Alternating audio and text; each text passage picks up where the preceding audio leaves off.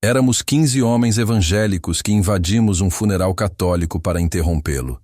Mas o que o padre fez em seguida nos fez cair de joelhos em lágrimas. Você já sentiu um amor tão forte que destruiu completamente quem éramos? O chamado para a oração tinha acabado de se dissipar do alto-falante do nosso culto em Birigui.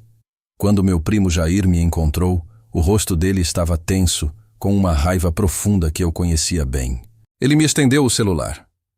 Na tela havia um aviso de uma missa de funeral na igreja de Santa Maria em 3 dias. O nome da mulher me atingiu como um soco. Andréia. Conhecíamos ela. Cresceu a apenas uma rua de distância de nós. O aviso dizia que ela morreu após uma breve doença, mas o resto das palavras queimou meus olhos. Era funeral católico, missa completa. Iam enterrá-la como católica. Um fogo frio acendeu no meu estômago. Isso não era apenas morte, era roubo. Estavam roubando uma das nossas para sempre. Mas antes de contar o que aconteceu naquela igreja, preciso que você entenda algo. Nos 3 dias antes do funeral, coisas estranhas começaram a acontecer. Coisas que eu deveria ter prestado atenção, avisos que ignorei, porque o orgulho era muito grande. O primeiro aviso veio naquela mesma noite. Eu estava em casa preparando o jantar quando todas as luzes da casa piscaram 3 vezes. Não apagaram, apenas piscaram 3 vezes, exatamente na mesma cadência. Verifiquei o disjuntor, tudo normal. Liguei para a companhia elétrica. Disseram que não havia registro de problemas na rede. Voltei para a cozinha. O rádio que eu deixara desligado estava ligado, tocando uma música que eu nunca havia ouvido. Não era música evangélica, não era música secular normal. Era um canto feminino em latim. Ave Maria, gratia plena. Desliguei o rádio na tomada. A música continuou vindo de dentro do aparelho desconectado. Minhas mãos começaram a tremer. Peguei o rádio e joguei no lixo lá fora. Voltei para casa. A música ainda tocava, mais baixa agora, vindo de um lugar que eu não conseguia identificar. Parou depois de exatos 3 minutos. Você já experimentou algo que a ciência não consegue explicar, mas o orgulho não permite aceitar? O segundo aviso veio no dia seguinte. Eu estava na reunião de planejamento com outros 14 homens na garagem. Discutíamos os detalhes de como interromperíamos o funeral. Jair estava no meio de uma frase quando a porta da garagem começou a ranger. Abriu e fechou, abriu e fechou, abriu e fechou. Não havia vento, não havia ninguém tocando, provavelmente ferrugem na dobradiça, alguém disse. Mas o rangido tinha um ritmo, como uma respiração, como alguém suspirando de uma tristeza profunda. Levantei para trancar a porta. No momento em que toquei a maçaneta, senti calor.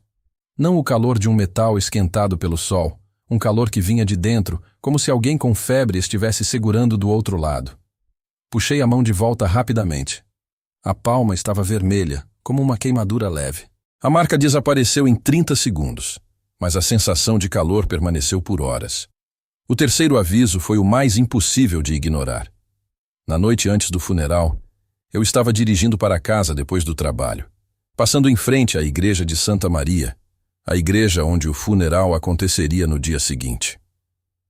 Olhei para o prédio.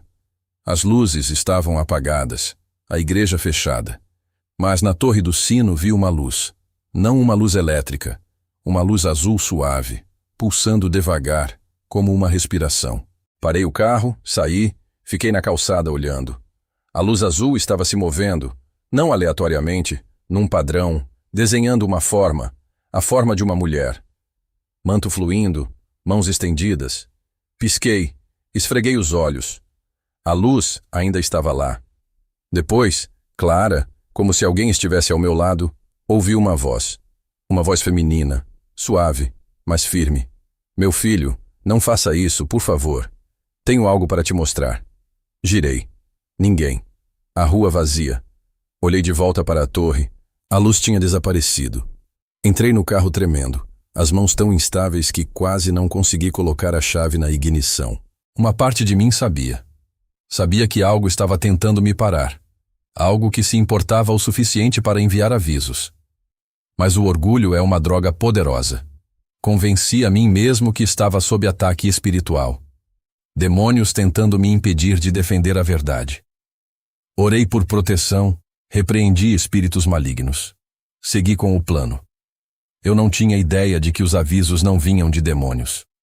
Vinham de uma mãe tentando proteger um filho teimoso de cometer um erro terrível. As palavras se espalharam pela nossa comunidade evangélica como um cheiro ruim. Os homens na igreja naquela noite falavam em vozes baixas e quentes. Os próprios irmãos de Andréia, homens bons que oravam ao nosso lado, estavam com o coração partido. Foram impedidos de fazer um funeral evangélico apropriado. Os pais dela estavam esmagados. A tristeza deles estava misturada com uma vergonha profunda. O ar no salão comunitário estava pesado com o sentimento de um erro terrível. Não éramos pessoas violentas. Jair e eu éramos técnicos em manutenção industrial. Consertávamos problemas com planos claros. Isso era um problema grande. Então fizemos um plano. Escolhemos outros 13 homens, crentes firmes, homens com empregos estáveis e históricos limpos, pais de família, respeitados na comunidade. Isso tornava a missão mais legítima aos nossos olhos. Não éramos radicais. Éramos homens sérios, defendendo a verdade. Nos reunimos na minha garagem na noite antes do funeral. O chão de concreto estava frio. Uma lâmpada única fazia nossas sombras parecerem grandes na parede. A atmosfera era de operação militar, séria, focada, justa. Entramos silenciosamente, Jair disse. A voz dele era calma e segura. Ficamos juntos no fundo. Esperamos pela oração principal deles. Quando o padre disser as palavras que roubam a alma dela, esse é o nosso sinal. Ele pausou, olhando ao redor do círculo de rostos determinados. Não estamos indo para brigar, continuou. Estamos indo para resgatar. Vamos reclamar Andréia para Cristo. Vamos lembrar a todos que a salvação é somente através de Jesus, não através de Maria, não através de santos mortos, não através de rituais vazios. Os homens acenaram, alguns murmuraram, amém, baixinho. Nosso trabalho era simples. Diríamos juntos a oração evangélica. Faríamos a declaração de fé com uma voz forte. Jesus Cristo é o único caminho, a verdade e a vida. Ninguém vem ao Pai, senão por Ele. Diríamos alto o suficiente para encher a igreja inteira. Afogaríamos as palavras católicas deles. Reclamaríamos a verdade naquele lugar. Faríamos todos lembrar em quem Andréia era destinada a ser. Um dos homens, Carlos, levantou a mão. E se tentarem nos expulsar? E se chamarem a polícia? Então vamos pacificamente, Jair respondeu. Mas a missão já terá sido cumprida, a mensagem terá sido enviada.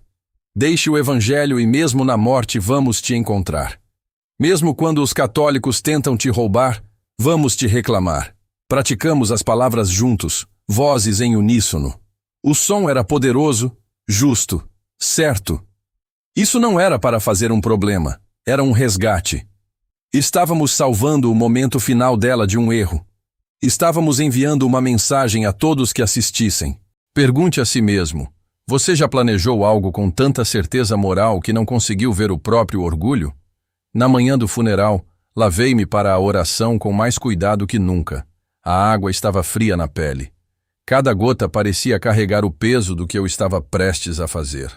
Coloquei uma camisa branca, simples, e uma calça escura. Olhei no espelho. O homem olhando de volta parecia um soldado indo para a batalha. Maxilar apertado, olhos cheios de uma convicção inabalável. Parecia um homem indo para o trabalho regular, mas o coração estava batendo como um tambor de guerra.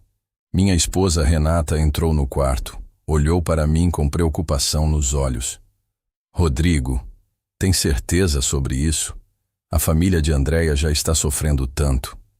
É exatamente por isso que preciso ir, interrompi. A voz saiu mais dura do que eu pretendia. Não posso deixar que roubem a alma dela sem fazer nada. Seria covardia. Ela não disse mais nada, apenas abaixou a cabeça, mas vi uma lágrima escorrer pelo rosto dela antes de sair do quarto. Deveria ter prestado atenção àquela lágrima. As esposas às vezes veem coisas que os maridos orgulhosos não conseguem. Nos encontramos no estacionamento a 2 quarteirões da igreja. Os 15 de nós. Chegamos em carros separados para não chamar atenção. Não falamos, apenas acenamos uns para os outros. Os rostos estavam sérios. Nos víamos como soldados, soldados de Deus numa missão silenciosa e importante. E aqui está um detalhe que nunca esquecerei. Enquanto nos reuníamos, uma nuvem passou sobre o sol. A temperatura caiu 10 em segundos. O vento começou a soprar. Não uma brisa normal, um vento que parecia vir de todas as direções ao mesmo tempo. E no vento ouvi novamente a voz feminina. Não palavras claras dessa vez. Apenas um som. Um som de mãe implorando. Um som de alguém tentando desesperadamente impedir um filho de cometer um erro terrível. Jair ouviu também. Vi. Pelo jeito que ele parou de andar por um segundo, olhou ao redor, depois sacudiu a cabeça como quem afasta um pensamento. Vamos, ele disse, a voz forçadamente firme. Deus está conosco. Caminhamos os 2 quarteirões em um grupo apertado. O sol de primavera estava brilhante, mas parecia frio. Cada passo parecia mais pesado que o anterior, como se estivéssemos caminhando através de uma água grossa. Alcançamos as grandes portas de madeira da igreja de Santa Maria. Conseguia ouvir o som suave de uma música de órgão vindo de dentro. O som de pessoas chorando baixinho. Respirei fundo. Coloquei a mão na maçaneta. A mão começou a formigar. A mesma sensação de calor que eu havia sentido na porta da garagem. Mas mais forte agora, mais urgente. Empurrei a porta pesada para abrir de qualquer jeito. Você já esteve tão certo de que estava fazendo a coisa certa que o medo pareceu um tipo de força? O interior da igreja era como outro planeta. O ar estava pesado com um cheiro doce de fumaça que depois aprendi ser incenso. O cheiro envolveu tudo ao redor como um abraço. Não era desagradável. Era reconfortante, como o cheiro de uma casa que eu nunca conheci. A luz colorida vinha através dos enormes vitrais. Mostravam cenas que eu havia visto 1000 vezes em livros de história, mas nunca pessoalmente. Jesus na cruz. Jesus ressuscitado. Jesus abençoando as crianças. E na janela maior de todas, uma mulher de azul, manto fluindo, coroa de estrelas, uma criança nos braços. A luz do sol da tarde passava através do vidro, fazendo parecer que o manto azul estava brilhando. Por um segundo, só um segundo, pareceu que os olhos dela se moveram. Olharam diretamente para mim. Pisquei. Eram apenas vidro e chumbo, arte morta. Ou assim me forcei a acreditar. Os bancos longos, chamados de bancos, estavam cheios de pessoas. Deviam ter 200 pessoas ali. No lado esquerdo vi a família evangélica de Andréia. A cabeça da mãe estava tão abaixada que só conseguia ver o lenço. Os ombros tremiam com soluços silenciosos. O pai olhava direto para a frente, para o nada. O rosto vazio de expressão, como se parte dele tivesse morrido com a filha. No lado direito, a família católica dela. O marido segurando uma foto dela. Lágrimas correndo silenciosamente pelo rosto. Os filhos pequenos, muito jovens para entender completamente, olhando ao redor com confusão. Bem na frente estava uma caixa simples de madeira.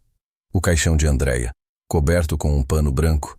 Buquês de flores brancas ao redor, sentado sob a maior de todas as cruzes. Uma cruz de madeira escura que devia ter 3 metros de altura. E ao lado, uma estátua de Nossa Senhora Aparecida. Não pequena, grande, quase em tamanho natural. Manto azul, coroa dourada, rosto escuro e sereno. Mãos estendidas em gesto de bênção. Velas votivas piscavam ao redor dos pés dela. Deviam ter 50 velas. Pequenas luzes de oração tremulando. Olhei para aquela estátua e senti uma onda de raiva justa. Idolatria. Bem ali na frente de todos. Gesso pintado, recebendo uma adoração que pertencia só a Deus.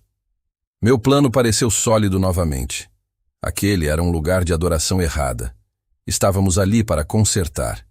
Entramos, os 15 de nós. Fizemos uma linha reta no fundo da igreja. Ficamos ombro a ombro. Uma parede de convicção evangélica. O padre estava falando. Era um homem mais velho, com cabelo branco e voz gentil. Devia ter 70 anos, o rosto marcado com rugas de décadas de serviço. Falava sobre a vida após a morte em Jesus e a intercessão de Nossa Senhora. Cada palavra parecia uma mentira. Parecia que ele estava pintando sobre a verdade com uma história bonita. Andréia agora descansa nos braços de Jesus, ele dizia, a voz cheia de ternura genuína. E Nossa Senhora Aparecida, nossa Mãe Celestial, a leva pela mão, como uma mãe leva a filha, como sempre fez com cada um de nós. O sangue ferveu nas minhas veias. Como ele ousava colocar Maria no mesmo nível de Jesus. Como ousava ensinar que precisávamos de uma intermediária. As pessoas começaram a nos notar. Cabeças viraram. Olhos nos olharam de cima a baixo. Vi a curiosidade mudar para a preocupação. Sussurros começaram a se espalhar pelas fileiras. Quem são eles? Por que estão em pé? Parecem evangélicos. Então o irmão de Andréia nos viu. Paulo. Eu o conhecia desde criança. Jogávamos futebol juntos. Estava sentado com a família. Os olhos dele encontraram os meus. Primeiro pareceu confuso, as sobrancelhas franzidas tentando processar por que estávamos ali. Depois entendeu. Os olhos se arregalaram com a realização. Depois pareceu assustado, absolutamente aterrorizado. Sabia exatamente por que estávamos ali. Sabia o que planejávamos fazer. Olhou para baixo rapidamente, como se envergonhado, como se a nossa presença fosse culpa dele, como se devesse ter previsto e impedido. O padre Miguel se moveu para o caixão, passos lentos e medidos, reverentes. Segurou uma pequena tigela de água benta, prata polida, refletindo a luz das velas. Era aquilo, o momento da oração principal deles, o roubo da alma. Ele começou a falar, a voz tremendo levemente com emoção. No batismo, Andréia morreu com Cristo pela intercessão de Nossa Senhora Aparecida, Mãe de Misericórdia, Mãe de Esperança, Mãe de todos nós. Jair, ao meu lado, deu um pequeno aceno. Era a hora, o momento que planejamos, o momento da verdade. Começamos. Nossas vozes saíram juntas, profundas e fortes, como havíamos praticado. Jesus Cristo é o único caminho. Não há salvação em Maria. Somente Jesus salva. Só Ele é mediador. O som encheu o teto alto da igreja. Ecoou contra as paredes de pedra. Era uma declaração de guerra espiritual. Era um manifesto teológico gritado na casa do inimigo. O padre Miguel parou de falar no meio da frase. A tigela de água benta quase escorregou dos dedos dele. A igreja inteira ficou em silêncio absoluto. Até um bebê que estava chorando ficou quieto. 200 pares de olhos viraram para nós. Alguns católicos ficaram em pé, os rostos vermelhos de raiva indignada. Vi um homem mais velho fazer o sinal da cruz rapidamente, os lábios se movendo em oração silenciosa. Uma mulher puxou a criança mais para perto, como se nos protegendo dela. A família de Andréia parecia aterrorizada. A mãe dela cobriu o rosto com as mãos. Um gemido baixo de angústia escapou dela. O pai olhava para nós com olhos cheios de dor e confusão, traição, como se tivéssemos acabado de apunhalá-lo pelas costas. O marido católico dela, um homem que nunca havíamos conhecido, olhou para nós com uma expressão que nunca esquecerei. Não era raiva, era um quebrantamento puro, como se tivéssemos acabado de pisotear a última coisa sagrada que restava. Esperávamos um grito de volta, esperávamos que o padre nos pedisse para sair, que chamasse os guardas da igreja, que denunciasse nossa blasfêmia. Esperávamos um confronto que provaria nossa superioridade teológica, que mostraria a todos ali que estávamos certos e eles estavam errados. Mas o padre Miguel não gritou. Ele não chamou ninguém, não apontou o dedo acusador. Colocou a tigela de água benta para baixo devagar, as mãos tremendo levemente, caminhou até o centro do corredor. Os passos ainda lentos, ainda medidos, ainda reverentes. Olhou para nós com um rosto que não mostrava raiva, não mostrava julgamento. Mostrava uma tristeza profunda nos olhos, uma tristeza misturada com algo que levou segundos para reconhecer. Compaixão. Ele estava olhando para nós com compaixão. Depois ele fez algo que quebrou todo o nosso script, todo o nosso planejamento, toda a nossa preparação. Abriu os braços largos como um abraço, como um pai esperando o filho pródigo voltar para casa. Irmãos, ele disse. A voz estava tremendo, mas era gentil. Tão gentil que doía ouvir. Por favor, venham. Venham para a frente. Ficamos congelados. 15 estátuas de homens no fundo da igreja. Isso não estava no script. Onde estava a raiva? Onde estava a rejeição que esperávamos? Onde estava o confronto que viemos provocar? O silêncio pesou na igreja como um cobertor molhado. Conseguia ouvir o próprio coração batendo. Thump, thump, thump. Tão alto, pensei que todos podiam ouvir. Por favor, o padre Miguel disse novamente. Gesticulou com a mão em direção à frente, em direção ao caixão, em direção à estátua de Nossa Senhora. Ela era irmã de vocês antes de ser nossa irmã em Cristo. Honrem-na, orem pela alma dela. Nós queremos isso. Precisamos disso. A voz dele quebrou na última frase. Uma lágrima escorreu pelo rosto enrugado. Uma pressão se formou no meu peito. Parecia que uma mão gigante estava apertando o coração, os pulmões, a garganta. A regra religiosa gritava dentro da minha cabeça. Isso estava errado. Orar nossa oração ali, durante o serviço deles, era proibido. Era misturar a verdade com o erro. Era sincretismo. Era um perigo espiritual. Mas então meus olhos se moveram. Se moveram do padre, do caixão, da cruz. Encontraram o pai de Andréia novamente. O Sr. Marcos. Eu o conhecia há 20 anos. Um homem bom, um homem trabalhador, mecânico honesto, pai dedicado. O homem velho estava olhando direto para mim. Os olhos estavam vermelhos de chorar, inchados, exaustos de lágrimas. Não estavam com raiva de mim. Não estavam acusando. Estavam implorando por algo que nem ele conseguia nomear.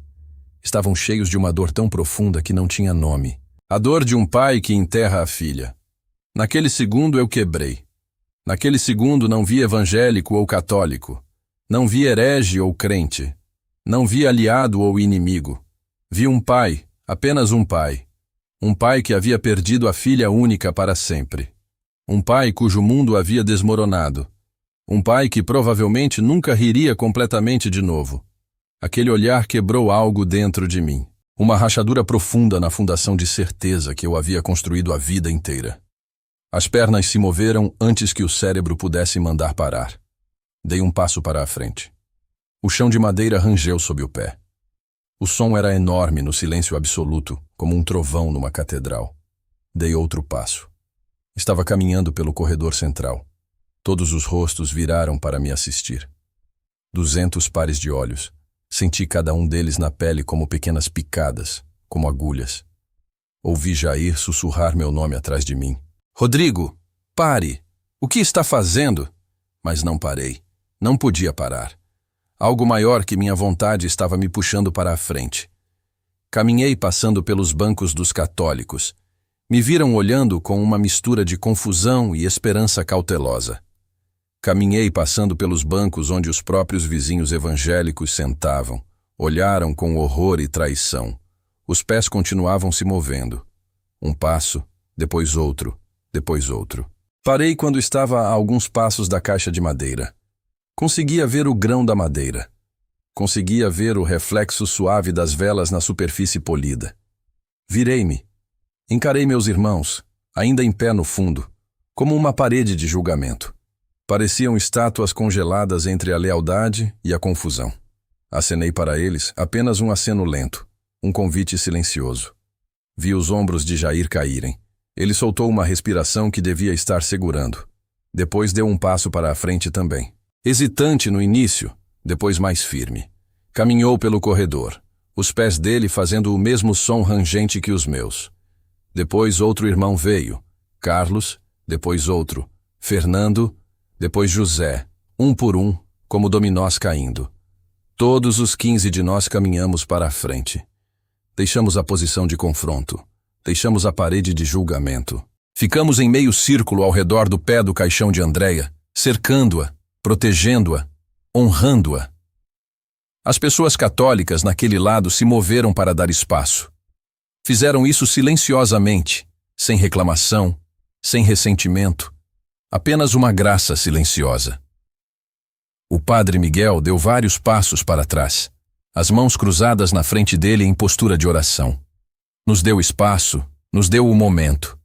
Era o nosso tempo. A boca estava muito seca, parecia cheia de algodão e poeira. Limpei a garganta. O som estava muito alto. Um eco contra o silêncio. Comecei a oração evangélica. As palavras que eu conhecia desde criança. Pai Celestial, em nome de Jesus. A voz rachou na primeira palavra como um vidro quebrando. Tentei novamente, forçando o ar através da garganta apertada. Pai Celestial. Dessa vez saiu mais forte, mais firme. Depois meus irmãos se juntaram, as vozes deles se misturando com a minha. Nossas vozes eram diferentes agora, completamente diferentes de como haviam soado no fundo da igreja. Não eram armas, não eram altas e afiadas e acusadoras, eram baixas e ásperas, quebradas. Eram ofertas silenciosas de corações começando a quebrar. Oramos por Andréia. Pedimos a Deus misericórdia por ela. Pedimos perdão para ela. Pedimos paz para ela. Pedimos que a recebesse no paraíso. Enquanto eu orava as palavras certas, uma coisa terrível aconteceu no meu coração. Pior que qualquer ataque externo poderia ter sido. Vi a verdade. Vi com uma clareza tão perfeita que doeu. Era como uma luz brilhante acendendo numa sala escura, revelando uma sujeira que havia estado escondida. Não viemos ali para Andréia. Não viemos para ajudar a alma dela. Não viemos para confortar a família dela. Viemos para nós. Viemos pelo nosso orgulho. Viemos pelo nosso senso de retidão. Viemos para provar um ponto teológico. Invadimos uma casa de tristeza profunda. Profunda. O momento mais sagrado que uma família poderia ter. O momento de entregá-la a Deus. Não viemos como consoladores, viemos como conquistadores. Queríamos provar um ponto. Queríamos mostrar a todos quão fortes éramos, quão certos estávamos. Queríamos mostrar à cidade inteira que estávamos certos e eles estavam errados. Usamos a morte daquela mulher como um palco. Usamos as lágrimas da família como pano de fundo para o nosso próprio show de superioridade espiritual. Não éramos resgatadores, éramos invasores. Éramos violadores de um espaço sagrado. Éramos atores numa peça de teatro que só nós achávamos nobre. E éramos os únicos que não sabíamos disso até agora. A retidão que eu havia sentido a manhã inteira, aquele fogo frio no estômago, aquela certeza de ferro, apagou, drenou pelos pés e me deixou completamente vazio. Deixou um buraco frio e vergonhoso no centro do peito, um buraco onde o orgulho havia estado. Me senti doente, fisicamente doente. O estômago se revirou. Queria parar de orar e correr para fora da igreja, correr para qualquer lugar onde não tivesse que encarar o que acabara de perceber sobre mim mesmo. Mas terminei a oração. A voz estava quase um sussurro no final. Tremendo, quebrada. Dissemos as palavras finais juntos. Amém. O som foi engolido pelo silêncio sagrado. Depois ficou silencioso novamente. O silêncio parecia ainda mais pesado que antes. Parecia ter substância física, peso, pressão. Olhei para o caixão de madeira. Conseguia ver o reflexo distorcido do próprio rosto na superfície polida. Não conseguia olhar para ninguém. A vergonha era muito grande. Esperei que o padre Miguel começasse a falar novamente. Esperei que ele retomasse a missa dele e a terminasse. Esperei que o momento constrangedor passasse, mas ele não fez isso. Ele deu um passo para a frente e ficou ao meu lado tão perto que conseguia sentir o calor do corpo dele. Conseguia sentir o cheiro fraco do sabonete dele. Lavanda velha. Olhou para mim. Os olhos estavam brilhando com lágrimas não derramadas. Depois olhou para os pais de Andréia, para os irmãos dela, para o marido dela. Obrigado, ele disse. A voz rachou na palavra, emoção crua e real. Limpou a garganta, tentou novamente. Obrigado. Isso foi lindo. Isso veio do amor de vocês por ela. Amor verdadeiro. Amor que atravessa todas as diferenças. Pausou. Deixou as palavras pairarem no ar. Depois olhou ao redor da igreja inteira. Católicos, evangélicos, famílias, estranhos. Agora ele disse suavemente: poderia pedir a todos vocês mais um presente? Um último presente para Andréia e para uns aos outros? Ninguém respondeu. Todos apenas esperavam. Poderíamos sentar em silêncio juntos por um momento. Apenas 1 minuto, 60 segundos. Ele estendeu as mãos abertas, um gesto inclusivo. Não vamos sentar como evangélicos ou católicos, não como certos ou errados, não como nós ou eles. Vamos sentar como seres humanos, como pessoas que sabem o que significa perder alguém. Vamos segurar essa grande tristeza juntos diante de Deus. Vamos apenas ficar quietos juntos, apenas estar. Ele lentamente sentou no degrau carpetado perto do caixão, direto ali no chão. Um sacerdote de 70 anos, dobrando os joelhos velhos e sentando como uma criança. Abaixou a cabeça, as mãos entrelaçadas em oração. Ninguém mais se moveu por vários segundos. A igreja inteira prendeu a respiração coletiva. Depois a mãe de Andréia sentou no banco dela, um movimento suave, reverente. Colocou o rosto nas mãos. Os ombros começaram a tremer com soluços silenciosos renovados. Depois o pai sentou. O corpo grande e forte desmoronando no banco como um boneco. Depois o irmão Paulo sentou. Depois o marido católico dela sentou. Um homem que havíamos julgado sem conhecer. Um homem que havia perdido a esposa. Depois, um por um, como uma onda suave, como uma maré vindo, todos na igreja inteira sentaram. 200 pessoas se abaixando em reverência, em rendição, na presença de um mistério maior que a teologia. Meus irmãos e eu olhamos uns para os outros. Ainda estávamos em pé no nosso meio-círculo. Éramos os últimos em pé, os últimos resistindo. Jair olhou para mim, deu de ombros apenas um pouco, um gesto pequeno de rendição. Depois lentamente sentou no chão, bem onde estava. Carlos sentou, depois Fernando, depois José, depois todos.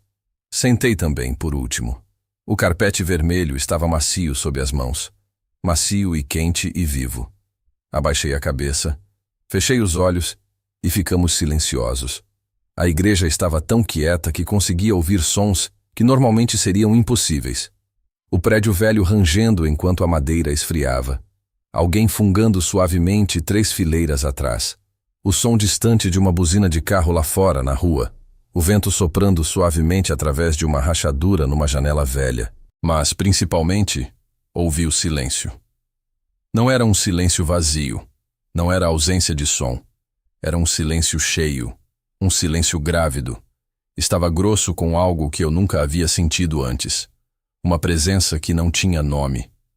Era o som de 200 pessoas diferentes, todas sentindo a mesma coisa pesada juntas. Todas as nossas razões diferentes para estar ali se foram. Nossos argumentos teológicos se foram. Nossas regras denominacionais se foram. Nossos orgulhos se foram. Tudo o que sobrou era o grande fato triste da caixa de madeira na frente da sala. Uma mulher jovem de 32 anos se foi, uma filha se foi, uma esposa se foi, uma mãe de 2 crianças se foi, e todos ficamos ali sem ela, unidos por essa perda, por essa tristeza, por essa humanidade compartilhada. Naquele silêncio sagrado, minha mente foi ficando quieta. Todos os pensamentos raivosos que haviam estado rugindo como uma tempestade pararam. Todos os argumentos teológicos que eu havia ensaiado silenciaram. A voz que sempre me dizia o que estava certo e errado ficou finalmente quieta. Pela primeira vez na vida inteira. A cabeça estava verdadeiramente quieta, vazia, aberta. E naquele espaço quieto dentro de mim, algo novo começou a acontecer. Um novo sentimento começou a crescer, começando pequeno no centro do peito, depois se espalhando. Calor, luz, presença. Era o sentimento de ser completamente conhecido, completamente visto, como se uma luz quente estivesse brilhando em cada parte de mim. Cada canto escuro, cada pensamento secreto, cada medo escondido, cada orgulho guardado. Via tudo, via o bem e o mal. Via meu orgulho hoje. Via minha raiva por anos. Via meus julgamentos de católicos. Via meu desprezo secreto por qualquer um que cresce diferente de mim. Via todos os meus anos tentando ser perfeito, tentando ganhar o amor de Deus através de performance e sentimento. Não era raiva de volta para mim, não era decepção, não era julgamento ou condenação. O sentimento era bondade. Era uma bondade pura, gentil e profunda. Era uma misericórdia que não tinha razão para estar ali. Eu não merecia. Havia feito tudo errado hoje.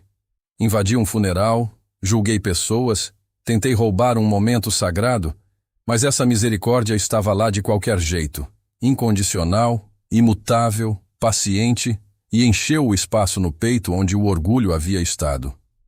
Encheu o buraco com um calor que fez os olhos queimarem, fez a garganta apertar. Percebi que estava chorando.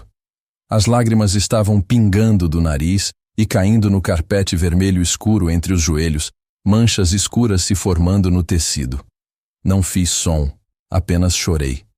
Lágrimas silenciosas de quebrantamento e alívio simultâneos. Chorei por Andréia, pela vida dela interrompida, pelos filhos dela que cresceriam sem mãe. Chorei pelos pais dela, pelos irmãos dela, pelo marido dela. Depois chorei por mim. Chorei por todos os anos em que havia sido tão duro, tão certo, tão orgulhoso, tão cego, tão absolutamente cego para o próprio orgulho. Ouvi um som suave ao meu lado, o som de alguém tentando não fazer barulho, mas falhando. Abri os olhos um pouco. A visão estava embaçada com lágrimas. Virei a cabeça apenas um pouco. Jair estava sentado ao lado. Os ombros estavam tremendo com força. Estava chorando também. Lágrimas silenciosas estavam correndo pelo rosto dele, caindo no carpete, fazendo as próprias manchas escuras. Ele me viu olhando. Não desviou o olhar, não limpou as lágrimas envergonhado. Apenas me olhou, olhos vermelhos, rosto molhado, deu um pequeno sorriso triste, um aceno pequeno. Ele havia sentido também. Qualquer que fosse essa misericórdia inexplicável, ele havia sentido também. Olhei ao redor através das lágrimas. Carlos estava chorando. Fernando estava chorando. José estava chorando. Todos os 15 de nós estávamos chorando. E não eram só os evangélicos, os católicos também, as famílias, também os estranhos. A igreja inteira estava chorando junto. 200 pessoas compartilhando humanidade, compartilhando quebrantamento, compartilhando a esperança de algo maior que denominações. E então aconteceu algo que mudou tudo, algo que não consigo explicar mesmo anos depois. Enquanto sentávamos naquele silêncio sagrado, enquanto as lágrimas caíam, senti uma presença.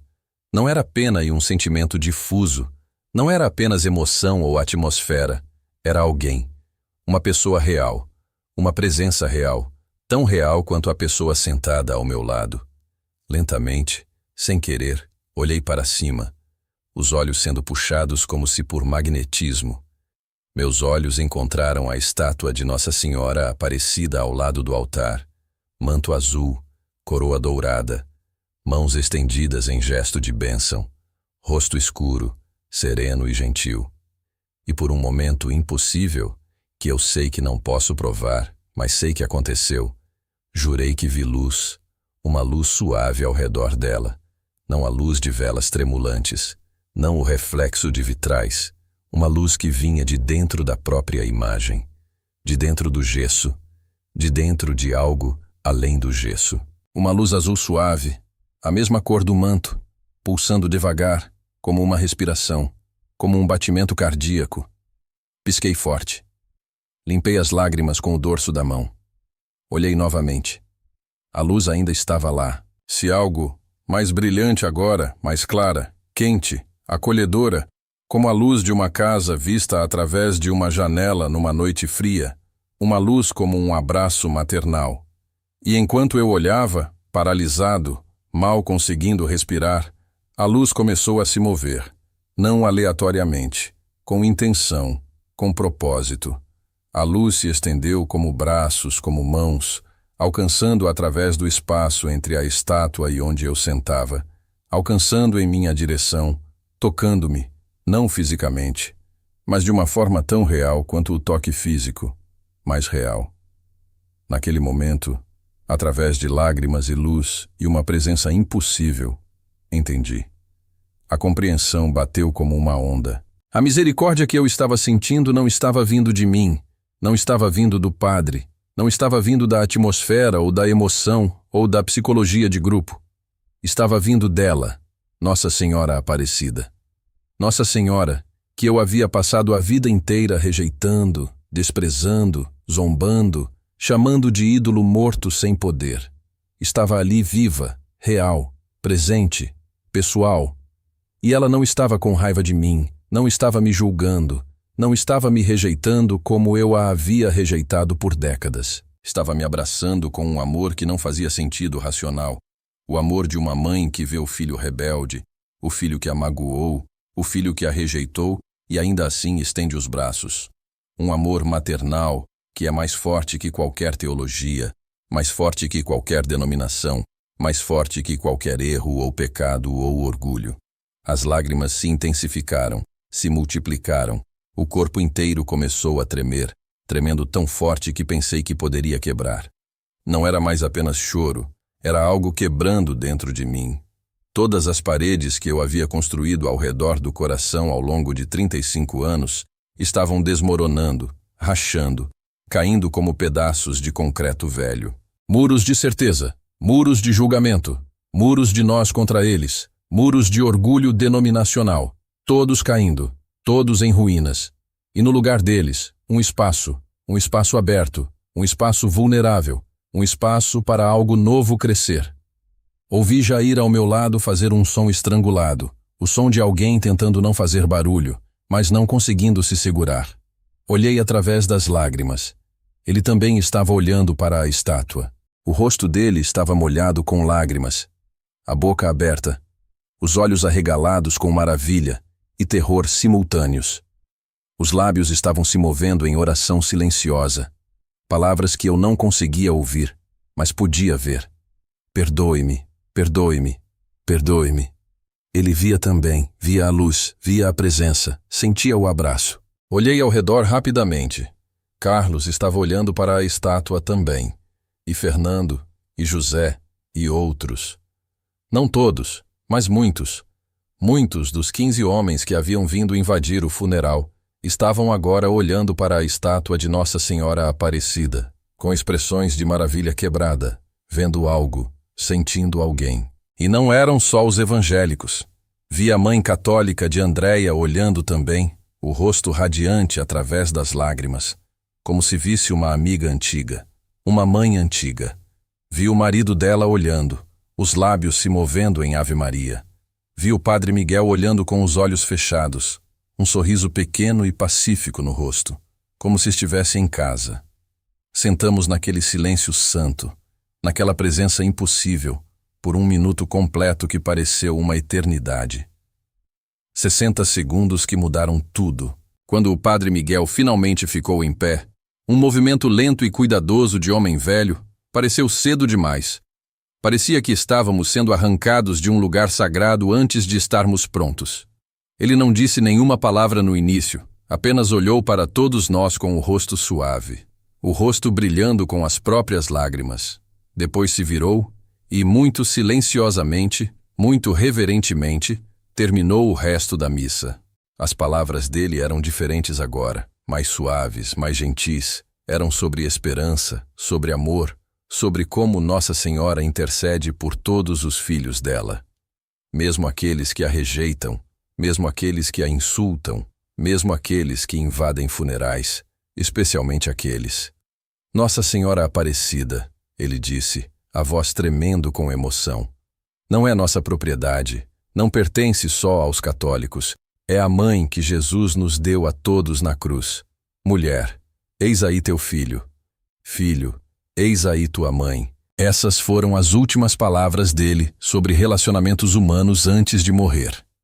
Ele olhou diretamente para nós, para os 15 homens evangélicos ainda sentados no chão.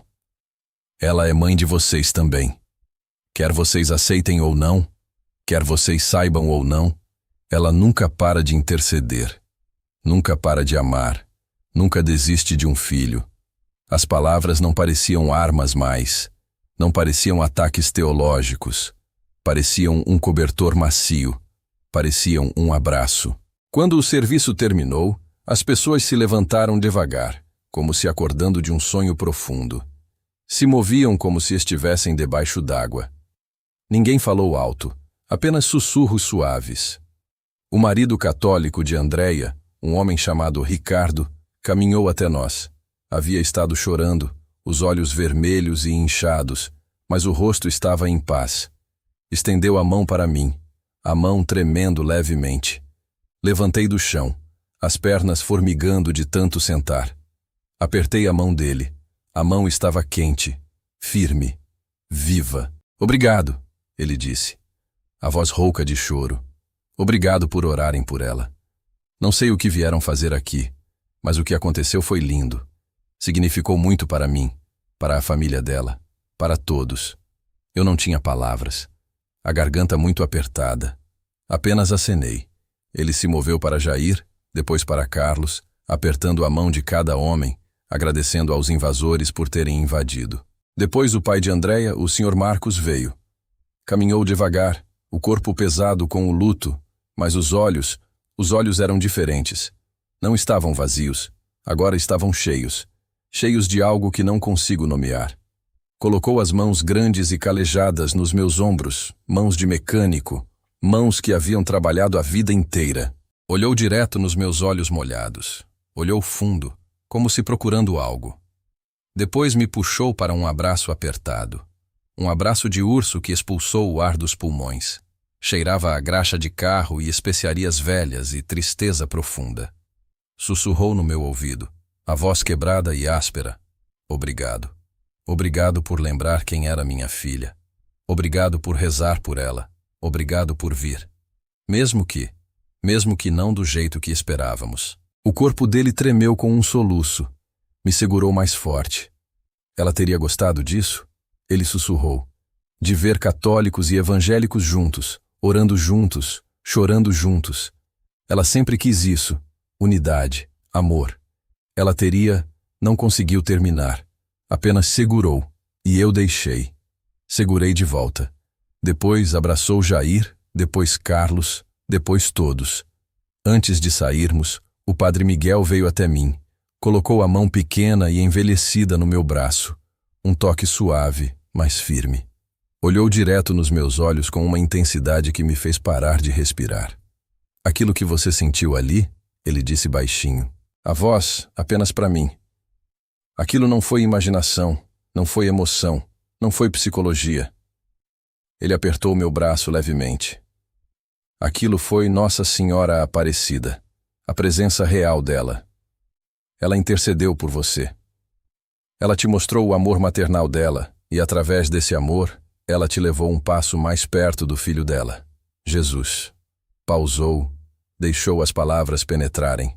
Ela não rouba a glória de Jesus, nunca rouba, sempre aponta para ele. Mas faz isso como uma mãe faz, com ternura, com paciência, com um amor que não desiste. As palavras deveriam ter me assustado. Eram palavras do outro lado, palavras de inimigo, palavras que eu havia lutado contra a vida inteira, mas não me assustaram. Pelo contrário, pareceram verdadeiras. Pareceram nomear uma experiência que não tinha linguagem. Pareceram explicar o inexplicável. Volte quando quiser, o padre Miguel disse suavemente. As portas estão sempre abertas. Nossa Senhora está sempre esperando. Jesus está sempre esperando por você, por qualquer um. Caminhamos para fora da igreja, para o sol da tarde. A luz estava tão brilhante que doeu os olhos depois da escuridão relativa da igreja. O mundo lá fora parecia o mesmo. Carros estacionados na rua, prédios familiares, árvores balançando com a brisa, mas eu não era o mesmo. Absolutamente não era o mesmo. O homem que havia empurrado a porta da igreja 2 horas atrás, cheio de raiva justa e certeza teológica, se foi. Morto. Enterrado. Você já esteve tão certo da sua verdade apenas para vê-la se quebrar completamente e mostrar algo infinitamente mais real e mais belo por baixo? A semana seguinte foi névoa. Uma névoa espessa que eu não conseguia atravessar. Fui para o trabalho na oficina de manutenção, mas as mãos se moviam sem mim. O corpo estava presente. A mente estava de volta na igreja silenciosa. Olhei para as máquinas e ferramentas, mas não via de verdade. Via a luz azul ao redor da estátua. Via as mãos estendidas. Sentia o abraço impossível. O sentimento daquele dia não me deixava. Se recusava a partir. Era como uma música presa na cabeça que eu não conseguia desligar. Mas eu não queria desligar. Nunca queria parar de ouvir. O calor de uma misericórdia que eu não merecia. A vergonha esmagadora do próprio orgulho sendo revelado. O alívio das paredes finalmente caindo. Lutavam dentro de mim a cada hora, a cada minuto. Orei minhas orações diárias evangélicas como sempre fiz. As mesmas palavras, a mesma postura, o mesmo horário. Mas as palavras pareciam vazias. Agora eram apenas sons que a boca fazia. Ritual sem vida, obrigação sem alegria. Quando abaixei a cabeça para orar, não me senti perto de Deus, como sempre havia sentido. Me senti longe, muito longe.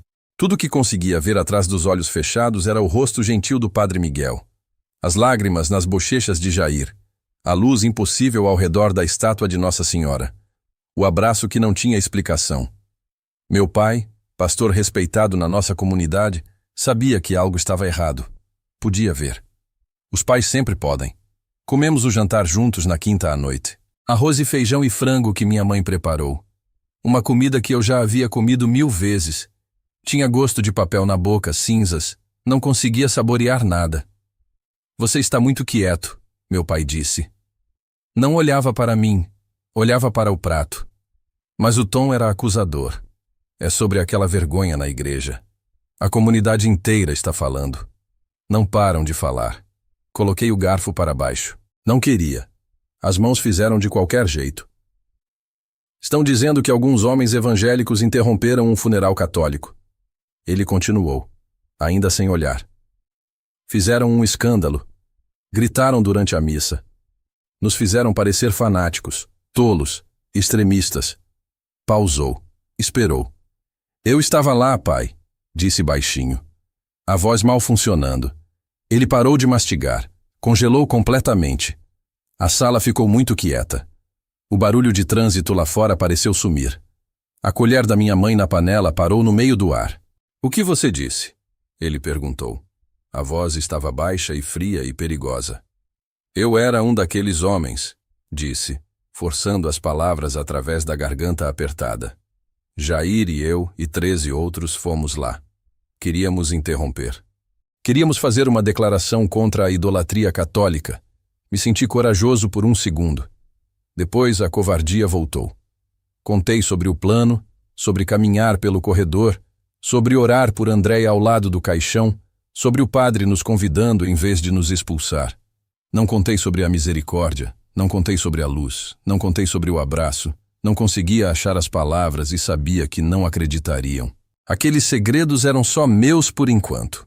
O rosto do meu pai virou lentamente de choque para a raiva. Ficou tão vermelho que fiquei genuinamente preocupado com o coração dele. As veias no pescoço dele saltando. Você fez isso? Ele sussurrou primeiro. Depois o volume subiu. Você fez isso? Bateu a mão na mesa. Força suficiente para fazer os pratos pularem. O copo de água tombou, a água se espalhando pela toalha. Você trouxe vergonha para essa família. Você fez papel de bobo na frente dos católicos. Você misturou nossa oração pura com o lugar sujo deles. Você... Ele levantou da cadeira, arranhando o chão com um som horrível. Apontou o dedo para mim, o dedo tremendo de raiva. Você vai ao pastor Benedito amanhã de manhã, 1ª hora. Vai confessar essa estupidez. Vai pedir perdão público. Vai fazer um arrependimento completo na frente da congregação. Vai. Não vou, ouvi a própria voz dizer. Calma. Firme, vindo de um lugar que eu não conhecia. O pai ficou em choque, a boca aberta, como se tivesse levado um tapa. O quê? O que você disse? Não vou me arrepender, disse mais alto agora, mais claro, porque não fiz nada errado. Fomos lá com intenções erradas, sim, mas o que aconteceu? O que aconteceu foi... Não consegui terminar. Como explicar o inexplicável? Minha mãe finalmente falou, a voz pequena e assustada. Rodrigo, você está falando loucura. Precisa pedir perdão a Deus. Precisa. Olhei para ela. Os olhos dela estavam no prato. Não olharia para mim. A recusa de fazer contato visual doeu mais que os gritos do pai. O silêncio dela, um consentimento silencioso com o julgamento dele, cortou mais fundo que qualquer palavra. Soube então que não poderia contar sobre o que realmente aconteceu. Não para eles, não ainda. Talvez nunca. Levantei da mesa, as pernas tremendo, mas firmes o suficiente. Vou para casa, disse. Esta é a sua casa, meu pai gritou. Não, disse suavemente. Não mais. Mas Jair não conseguiu manter o segredo. Jair nunca foi bom com segredos. 3 dias depois, sexta-feira à tarde, o telefone tocou. O número dele. Atendi. Jair. Rodrigo? A voz estava quebrada, tremendo, como se tivesse corrido quilômetros. Rodrigo, preciso te contar uma coisa. Não aguento mais. O que aconteceu? Fui à igreja de Santa Maria ontem, disse rapidamente, as palavras caindo uma sobre a outra. De noite, quando estava vazia, só queria ver se era real, se a luz era real, se a presença era real. O coração começou a bater mais rápido. E Rodrigo? Ele parou. Um som de soluço estrangulado. Ela estava lá, Nossa Senhora. Não como uma estátua, como uma presença, como uma pessoa. Falou comigo, não com uma voz audível, mas ouvi no coração, tão clara, o que ela disse. Disse que me ama, que sempre me amou, que esperou a vida inteira para que eu a visse, que quer me levar a Jesus, que quer ser minha mãe. A voz dele quebrou completamente. Rodrigo, falei com o padre Miguel por 3 horas. Ele me deu uma Bíblia católica. Tenho estado lendo sobre Nossa Senhora. As aparições, Fátima, Lourdes, Guadalupe, os milagres, todas as testemunhas, todas as vidas mudadas. Pausou. Uma respiração pesada. Rodrigo, e se estivermos errados? E se a vida inteira estivermos errados?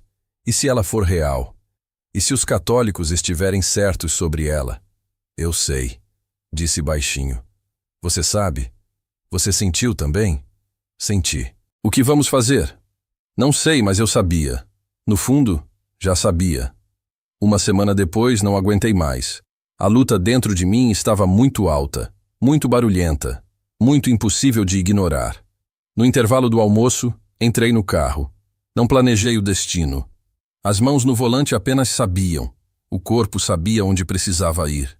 Me encontrei estacionando a um quarteirão da igreja de Santa Maria. As mãos estavam suadas no volante, o coração batendo como se estivesse correndo uma maratona.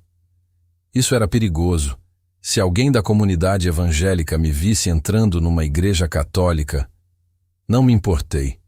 O risco não importava mais. Precisava de respostas mais do que precisava de segurança. Tinha que voltar. Caminhei até as grandes portas de madeira, as mesmas portas que eu havia atravessado uma semana atrás com intenções tão diferentes. Estavam abertas, convidativas. Deslizei para dentro.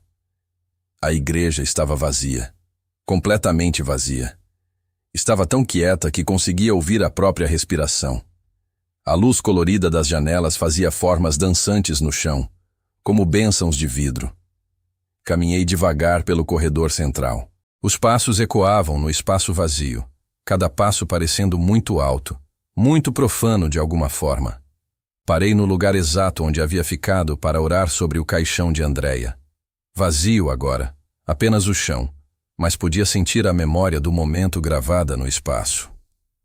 Olhei para a estátua de Nossa Senhora Aparecida ao lado do altar. Manto azul, coroa dourada, mãos estendidas eternamente em bênção, velas votivas ainda piscando aos pés. Não parecia mais um ídolo morto, parecia uma mãe esperando, sempre esperando. Rodrigo, uma voz gentil disse atrás de mim. Pulei, girei, o coração quase saindo do peito. O padre Miguel estava caminhando de uma porta lateral, carregava uma pilha pequena de livros de oração. Sorriu quando me viu. Sorriu como se já esperasse, como se soubesse que eu viria. Achei que poderia te ver novamente, ele disse. Colocou os livros no banco com cuidado. Algo te trouxe de volta. Não era uma pergunta, era uma afirmação. Gostaria de sentar? Ele ofereceu, um gesto para o banco próximo. Sentamos num banco no meio da igreja. A madeira estava lisa e fria e sólida sob as mãos. Real, ancorando. Não sei por que estou aqui, disse. Mentira. Sabia exatamente por quê. Acho que sabe, ele disse gentilmente, sem julgamento, sem pressão. Algo aconteceu com você aqui. Algo que não consegue explicar com a teologia evangélica. Algo maior que denominações. Acenei. Olhei para as mãos. Mãos que haviam se fechado em punhos de raiva justa, agora abertas, vazias, esperando. Depois contei tudo. Pela primeira vez contei tudo sem editar, sem me envergonhar. Contei sobre o plano de interromper a missa, sobre a raiva que sentíamos, uma raiva justa e orgulhosa. Contei sobre o momento em que o convite do Padre Miguel nos desarmou completamente, sobre caminhar até o caixão. Contei sobre a oração e o silêncio sagrado e a vergonha esmagadora, enquanto via o próprio orgulho claramente pela primeira vez. E depois, pela primeira vez em voz alta, tentei dizer o indizível. Quando sentamos no silêncio, disse, a garganta apertando com emoção. Senti algo, alguém. Era calor, bondade, presença. As palavras vinham com dificuldade, como arrancar espinhos da carne. Via todo o orgulho, toda a raiva, todos os anos julgando católicos, desprezando Nossa Senhora. E a presença. Não me odiava por isso. Não estava decepcionada. Estava apenas gentil. Era uma misericórdia pura. Parecia... A voz quebrou. Parecia voltar para casa, uma casa que eu nunca soube que tinha. As lágrimas começaram novamente. Não tentei parar. E vi a luz. Continuei, a voz quebrando, em fragmentos. Ao redor da estátua de Nossa Senhora. Uma luz azul suave, não era das velas. Vinha dela, como se ela estivesse viva, como se a estátua fosse apenas uma porta. E ela estava do outro lado, alcançando através dela, alcançando para mim. Cobri o rosto com as mãos, os ombros tremendo. Estou ficando louco, imaginei. Foi só a emoção do momento estressante. O Padre Miguel não respondeu imediatamente. Deixou a pergunta pairar. Deixou-me chorar sem interromper. Depois, quando os soluços diminuíram, ele falou. Voz suave, mas firme, Rodrigo. Ele disse. Isso não foi imaginação, não foi emoção, não foi psicologia de grupo ou estresse ou qualquer explicação natural. Ele pausou, deixou as palavras afundarem. Isso foi Nossa Senhora Aparecida, a presença real dela. Ela intercedeu por você naquele momento, mostrou o amor maternal dela e, através desse amor, te levou um passo mais perto do filho dela, Jesus. Abaixei as mãos, olhei para ele através das lágrimas. Mas eu sou evangélico. Fui ensinado a vida inteira que Nossa Senhora é apenas uma humana normal, que orar a ela é idolatria, que os católicos estão errados sobre ela. Como pode? Ela não é propriedade dos católicos, o Padre Miguel interrompeu gentilmente. Ela é a mãe que Jesus deu a todos nós na cruz. Lembra? João 19. Jesus olhando para Maria e depois para João, o discípulo amado. Mulher, eis aí teu filho. Filho, eis aí tua mãe. Ele pegou uma Bíblia pequena do bolso da batina. Abriu em João. Leia, ele disse, oferecendo o livro. Li os versículos, palavras que eu já havia lido antes, mas nunca realmente visto. E daquela hora em diante, li em voz alta. O discípulo a levou para a sua casa. João a levou como mãe. O Padre Miguel disse suavemente. Jesus não estava apenas cuidando da mãe terrena dele, estava nos dando uma mãe espiritual, dando a nós, a você. Ele se abaixou sob o banco, puxou um livro pequeno azul, uma Bíblia católica simples. Quero que fique com isso. Não leia como um evangélico tentando provar que os católicos estão errados. Não leia como um católico tentando provar que os evangélicos estão errados. Apenas leia. Estendeu o livro. comece com o Evangelho de João. Leia sobre Jesus, dando a mãe dele para nós. Leia sobre as bodas de Caná, onde Maria intercedeu e Jesus atendeu. Leia sobre Pentecostes, onde Maria estava com os apóstolos orando. Leia Apocalipse capítulo 12, sobre a mulher vestida de sol. Peguei o livro. Parecia pesado nas mãos, parecia perigoso, parecia esperança. E se você encontrar Nossa Senhora nessas páginas? Ele continuou. Se reconhecer a presença que sentiu, então talvez esteja sendo chamado para algo novo, algo maior. Naquela noite, no quarto com a porta trancada, a esposa Renata já dormindo, abri o livro azul. As mãos tremiam. Isso era traição, era busca da verdade. Encontrei João. Comecei a ler com o coração aberto pela primeira vez. Li sobre as bodas de Caná. Maria notando a necessidade antes dos outros. Eles não têm vinho. Jesus respondendo ao pedido maternal, mesmo antes da hora marcada. O primeiro milagre iniciado pela intercessão de Maria. Li sobre Jesus na cruz. Em meio à dor mais terrível e imaginável, num momento de agonia suprema, pensando na mãe dele e em nós, dando-a como um presente, como um tesouro. Mulher, eis aí teu filho, filho, eis aí tua mãe. Palavras simples, mas o peso era imenso. Li Atos dos Apóstolos, capítulo 1. Depois da ascensão, os apóstolos reunidos no cenáculo. Todos estes perseveravam unânimes em oração e súplicas com as mulheres. E Maria, mãe de Jesus. Maria orando com a igreja nascente. Maria no centro. Maria como mãe espiritual de todos. Li Apocalipse 12. Uma visão impossível de João. Um grande sinal apareceu no céu. Uma mulher vestida de sol, com a lua debaixo dos pés, e uma coroa de 12 estrelas na cabeça. A imagem de Nossa Senhora, Rainha do céu, Mãe da Igreja, poderosa, gloriosa, real. Enquanto eu lia, o sentimento voltou. O calor gentil de misericórdia, a presença maternal. Não era apenas a memória da igreja. Estava ali, agora, naquele quarto comigo. Nossa Senhora estava ali lendo comigo, me guiando, me amando. Naquele momento, através de palavras antigas numa página, eu soube. Soube além de dúvida ou argumento ou teologia. Não apenas conheci um sentimento bom num funeral. Conheci uma pessoa. A pessoa era Nossa Senhora Aparecida, e ela era real, mais real que qualquer coisa.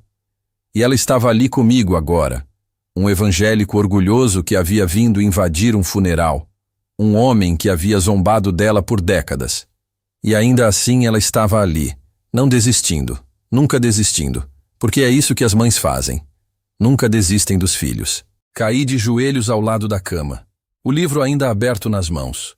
Não rezei como sempre fazia nas orações evangélicas. Apenas coloquei a testa no chão e orei a única oração verdadeira que já havia orado. Nossa Senhora, sussurrei no carpete.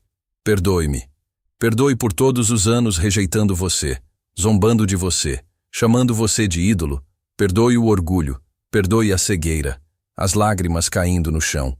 Sou pecador, sou orgulhoso, sou quebrado. Por favor, leve-me ao seu filho Jesus. Por favor, seja minha mãe. Ensine-me a amar Jesus como você ama. E ela respondeu. Não com uma voz audível, mas com uma presença tão real que uma voz teria sido menos real. A paz lavou sobre mim como um rio limpo e frio, lavando a luta, lavando o medo, lavando a vergonha, lavando os anos de certeza orgulhosa, deixando apenas amor, um amor maternal, um amor que não precisa ser ganho, um amor que apenas é. Pela primeira vez na vida inteira de 35 anos, soube que era completamente amado. Não pelo que fazia, não por orações ou jejuns ou serviço ou conhecimento teológico, apenas por ser eu, Rodrigo, o filho pródigo, o filho que insultou a mãe por décadas, mas estava sendo abraçado de qualquer jeito. Chorei por muito tempo, mas eram lágrimas felizes, lágrimas de alívio, lágrimas de volta para casa. Quando finalmente olhei para cima, o quarto estava o mesmo. Cama, mesa, roupas, tudo familiar, mas eu era novo, completamente novo. Você já teve um segredo tão maravilhoso e aterrorizante que teve medo de contar, porque dizer em voz alta mudaria tudo? O custo veio rápido e brutal. 2 dias depois, num domingo de manhã, sentei com meu pai antes da igreja. A mesa da cozinha, o café esfriando nas canecas. Disse que acreditava que Nossa Senhora Aparecida era real, que Jesus nos deu a mãe dele, que os católicos tinham razão sobre ela, que queria explorar a fé católica. O silêncio que seguiu foi pior que qualquer grito jamais poderia ser. O rosto dele virou lentamente para a pedra, a expressão se esvaziando de toda a emoção até ficar uma máscara.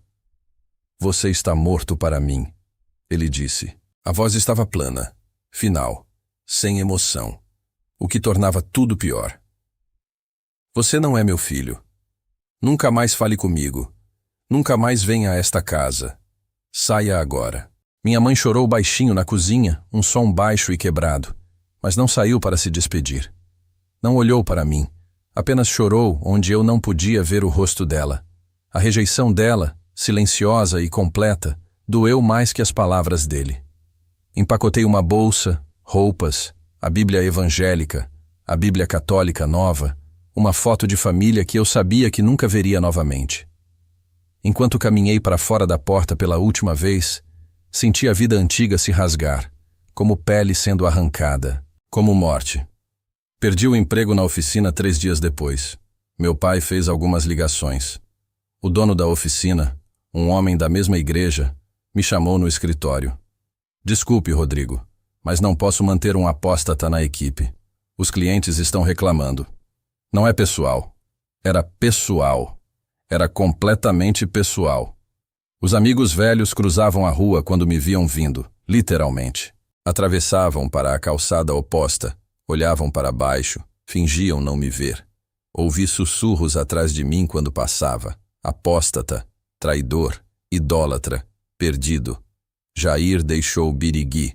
Mudou para São Paulo depois que a família o ameaçou fisicamente. Vamos te ensinar uma lição, o irmão dele disse. Vamos fazer você lembrar quem é. Prometemos manter contato, mas era perigoso. As famílias estavam observando. Por 1 mês, vivi num quarto minúsculo, alugado de uma senhora católica gentil, que frequentava a igreja do Padre Miguel, Dona Marta. Ela não se importava com o passado. Apenas disse, "Bem-vindo, filho", e me abraçou. Deixava pratos de comida na porta, arroz, feijão, frango, uma comida simples, mas feita com amor. Passei os dias lendo a Bíblia azul, aprendendo as orações católicas, o rosário, a Ave Maria, a Salve Rainha. Palavras estranhas no início, depois se tornando familiares, depois se tornando lar.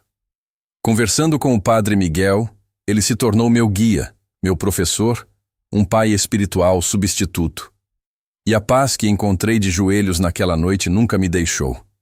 Era uma rocha sólida dentro do peito, mesmo quando estava sozinho, mesmo quando estava assustado, mesmo quando questionava tudo. A rocha estava lá, a paz estava lá, Nossa Senhora estava lá. Eu não estava sozinho. Nunca estava sozinho. Nossa Senhora e Jesus estavam comigo. Era suficiente. Consegui um emprego novo, dirigindo uma van de entrega para a padaria. Um trabalho humilde, começando às 4 da manhã, um salário baixo, mas as mãos estavam firmes no volante. Não tinha que fingir mais, não tinha que manter aparências. Era apenas Rodrigo, o motorista que amava Jesus e Nossa Senhora. 1 ano depois do funeral, fui recebido oficialmente na Igreja Católica, batizado condicionalmente, porque já havia sido batizado como criança evangélica. A cerimônia foi na igreja do Padre Miguel. Apenas poucas pessoas, Dona Marta, alguns convertidos que o Padre Miguel havia acompanhado, Jair, que viajou de São Paulo em segredo. Quando fui sob a água, pensei no homem raivoso que invadiu o funeral. Um homem cheio de certeza e julgamento. Deixei aquele homem sob a água, afogado, enterrado. Vim para cima. Um homem novo, limpo, perdoado, livre, filho de uma mãe que nunca desiste. Hoje, 3 anos depois, ainda estou em Birigui. Trabalho para uma caridade católica. Ajudamos qualquer pessoa que esteja com fome ou frio ou sozinha. Evangélico, católico, ateu, não importa. Vejo Jesus e Nossa Senhora nos rostos deles quando dou comida, quando ouço as histórias, quando sento na solidão deles. Minha esposa Ana é enfermeira, alguém que conheci na caridade. Católica, devota a vida inteira, mas gentil com convertidos tropeçantes como eu. Ama a Deus com uma força gentil e uma alegria tranquila. Nunca me faz sentir menos por ter chegado tarde à fé católica. Temos um filho, Samuel, um nome que significa Deus ouviu. 2 anos agora. Olhos grandes e curiosos. Seguro ele e penso na misericórdia de Nossa Senhora. Ele nunca terá que ganhar amor. Saberá desde o primeiro respiro que é amado incondicionalmente para sempre. Às vezes dirijo passando pela igreja de Santa Maria, o lugar onde a vida mudou, onde as paredes ao redor do coração caíram. Não vejo mais um lugar de confronto. Vejo um lugar de graça, um lugar onde uma mãe esperou filhos teimosos com paciência infinita. Os 15 homens que quiseram fazer um ponto teológico eram homens cheios de certeza e julgamento. Agora somos apenas homens que sabem que somos quebrados e sabem que somos amados de qualquer jeito. Não por sermos certos, mas porque uma mãe nunca desiste. Não encontramos Nossa Senhora sendo fortes e certos. Encontramos quando caímos em pedaços e ela nos pegou. Quando o orgulho finalmente quebrou e a misericórdia pôde entrar. Olhe para o próprio coração agora, neste momento. Está carregando uma carga pesada de regras, tentando ser perfeito para ganhar o amor de Deus, julgando os outros por crerem diferente? E se colocasse essa carga para baixo apenas por um momento, e se abrisse mão da certeza e abraçasse o mistério, e se simplesmente sussurrasse: Nossa Senhora, se és real, mostra-me. Leva-me a Jesus, tem misericórdia de mim. É onde ela está esperando, não para condenar, mas para abraçar. Não para começar uma luta, mas para dar paz. Não para provar que está certo, mas para mostrar que é amado. Os homens que invadiram o funeral pensavam que estavam lutando contra os católicos, defendendo a verdade, protegendo o Evangelho. No final, fomos aqueles que foram encontrados por um amor que não deveríamos ter recebido. Um amor que mudou tudo. O amor de uma mãe que Jesus nos deu. E se aquele amor pudesse estar te encontrando agora, neste momento, através destas palavras? Nossa Senhora Aparecida não é propriedade de católicos. É mãe de todos que buscam Jesus. Mãe esperando todos os filhos pródigos voltarem para casa. Ela esperou por mim por 35 anos, através de décadas de rejeição e zombaria. E quando finalmente eu quebrei, ela estava ali esperando, sempre esperando. Está esperando por você também. Pai nosso que estais no céu, santificado seja o vosso nome. Venha a nós o vosso reino. Seja feita a vossa vontade, assim na terra como no céu. O pão nosso de cada dia nos dai hoje. Perdoai as nossas ofensas, assim como nós perdoamos a quem nos tem ofendido. E não nos deixeis cair em tentação, mas livrai-nos do mal. Amém. Ave Maria, cheia de graça, o Senhor é convosco. Bendita sois vós entre as mulheres, e bendito é o fruto do vosso ventre, Jesus.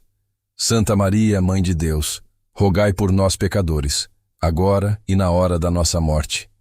Amém. Glória ao Pai, ao Filho e ao Espírito Santo, como era no princípio, agora e sempre. Amém.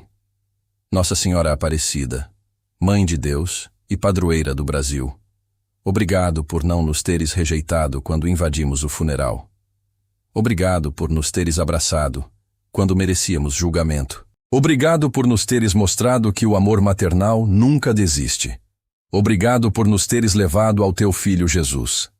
Intercede por todos os evangélicos que buscam a verdade, por todos que precisam conhecer o teu amor, por todos que estão presos em certeza orgulhosa sem paz.